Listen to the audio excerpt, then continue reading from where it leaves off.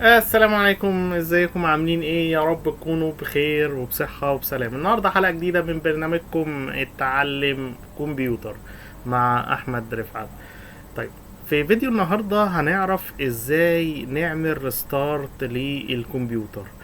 طيب، بالنسبة للريستارت هو اعادة تشغيل نظام التشغيل مرة أخرى، يعني أكني بفصل نظام التشغيل وارجع أشغله مرة أخرى.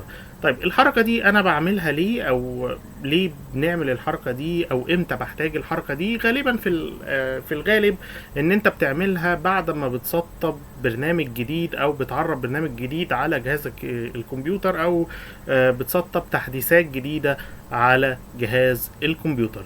طيب، علشان اعمل ريستارت الطريقة سهلة وبسيطة، يلا بينا نعرفها مع بعض. ودي بتخلي برضو جهازك سريع، بحيث انت لو كنت فاتح حاجات كتير ومش مستخدمة فهي بتاخد من الريسورسز بتاعتك. فالريستارت ده بيخلينا ان احنا نقفل النسخة ونفتحها مرة تاني، فيسرع معاك اداء الجهاز برضو. من قائمة ستارت يلا نخش ازاي نعمل ريستارت.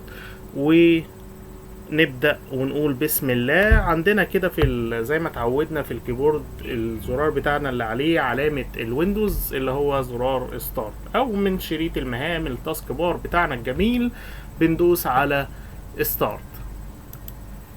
طيب، بمجرد ما ندوس على ستارت بنلاقي على ايدينا الشمال من تحت كده كلمة باور، هتلاقي فيها دايرة كده وشرطة فوق الدايرة. طيب، بمجرد ما تلاقي كلمة باور دوس عليها، بتلاقي كلمة ريستارت. هي عبارة عن دايرة كده وفيها زي سهم اكنه بيعيد نفسه. طب يعني ايه ريستارت؟ زي ما قلنا هي اعادة تشغيل للجهاز بتاعك. بمجرد ما تدوس عليها الجهاز بتاعك هيفصل ويرجع يشتغل مرة اخرى. ولو الجهاز كان بتاعك بطيء هتحس ان هو اسرع من المرة الاولى.